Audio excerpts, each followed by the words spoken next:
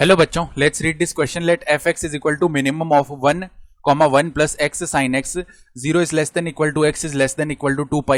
If m is the number of points where f is not differentiable and n is the number of points where f is not continuous, then the ordered pair m comma n is equal to. तो यहाँ पे मैं ordered pair m comma n बताना क्या होगा. Start कर लेते हैं हमारे की कॉन्सेप्ट से. तो हम जानते हैं कि if fx is continuous, if fx is continuous at x is equal to a, then जो रिक्वायर्ड कंडीशन है वो क्या होती है, f ऑफ a का जो वैल्यू है वो किसके इक्वल आना चाहिए, limit x is tending towards a minus f x, और ये वैल्यू किसके इक्वल आना चाहिए, limit x is tending towards a plus f x. ये तीनों वैल्यूज आपस में इक्वल आनी चाहिए. और if f x is differentiable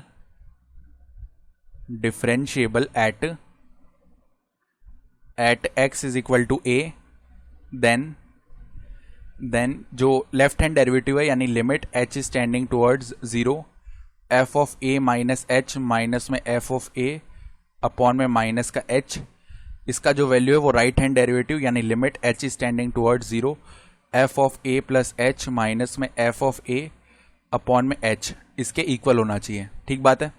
तो अब ध्यान से देखो, यहाँ पे हमें मिनिमम लेना है. तो अब सबसे पहले हम ग्राफ बना लेते हैं. मान लो ये कोऑर्डिनेट एक्सिस है, y इज इक्वल टू 1 जो लाइन है ना वो तो मान लो ऐसे ही जा रही होगी, यानी y कोऑर्डिनेट कॉन्स्टेंटली 1 हो रहा होगा. ठीक है. लेकिन ये जो कर्व है 1 प्लस एक्स साइन एक्स, ये कैसे आएगा. देखो यहाँ पे मान लो 2 पॉइंट है. ठीक है.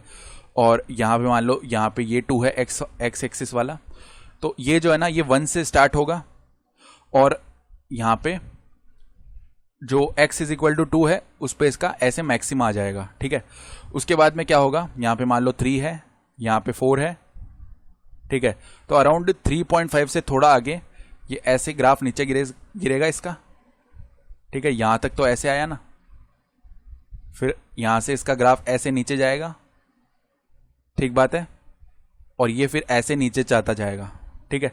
तो हम क्या देख पा रहे हैं, 0 से लेके पाई तक टूटेगा, यानी 0 से लेके 3.14 तक अगर हम बात करेंगे तो जो मिनिमम है यानी नीचे रह रहा है ग्राफ वो y इज इक्वल टू 1 वाला रह रहा है. यानी अगर हम एफ एक्स को डिफाइन करें तो ये दो पार्ट्स में डिफाइन होगा.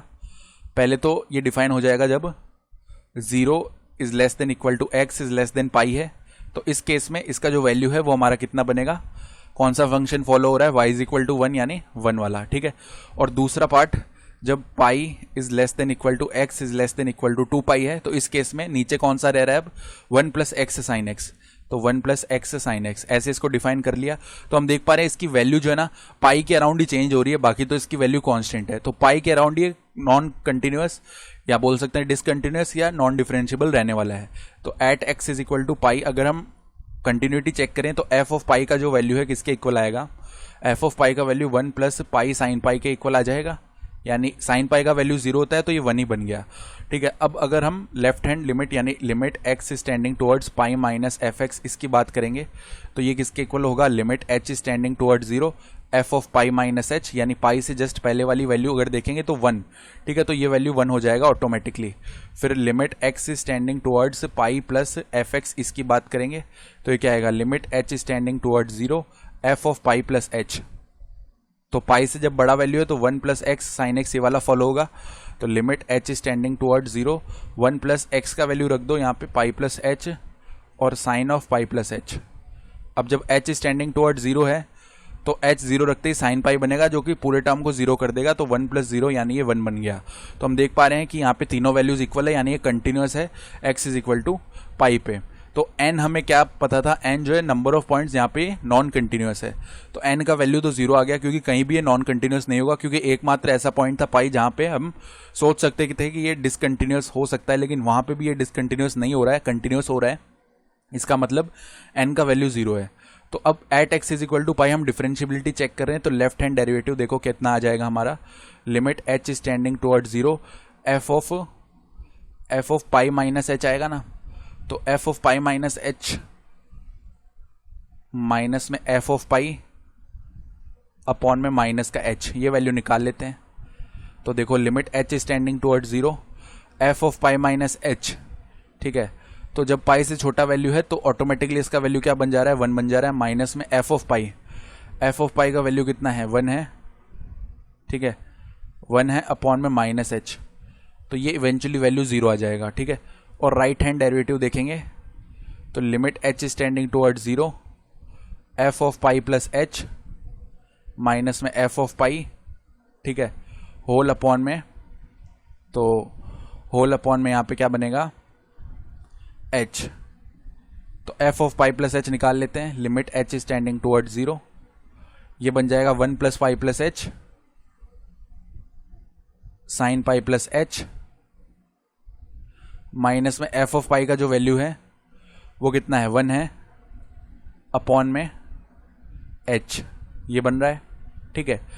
तो इसका वैल्यू निकालेंगे, 1 माइनस 1 तो हो गया 0, यानी limit H is tending towards 0, ठीक बात है। और अब देखो क्या कर लेते हैं यहाँ से, पाई plus h sine pi plus H upon में एच, ये टर्म बन रहा है।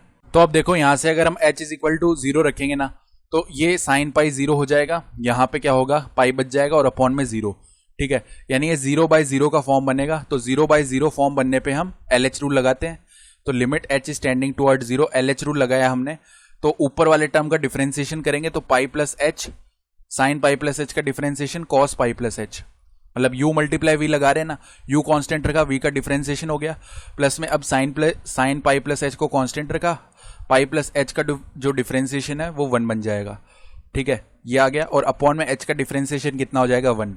तो अब h इज टेंडिंग टुवर्ड 0 रखा, तो कितना बन गया ये, पाई प्लस एच, और यहाँ पे कॉस पाई का वैल्यू -1 प्लस में 0 और अपॉन में 1, यानी ये बन जाएगा माइनस का पाई प्लस एच, तो h 0 रख रहे हैं ना, तो यहाँ भी 0 आएगा, यानी माइनस पाई बना, ठीक है। अब माइनस पाई 0 के इक्वल नहीं होता, यानी ये यहाँ पे डिफरेंशिएबल नहीं होगा, तो केवल एक पॉइंट है जहाँ पे डिफरेंशिएबल नहीं होगा, तो m का वैल्यू 1 आ गया, तो m,n निकालेंगे, तो वो बन गया हमारे पास 1,0, ठीक है।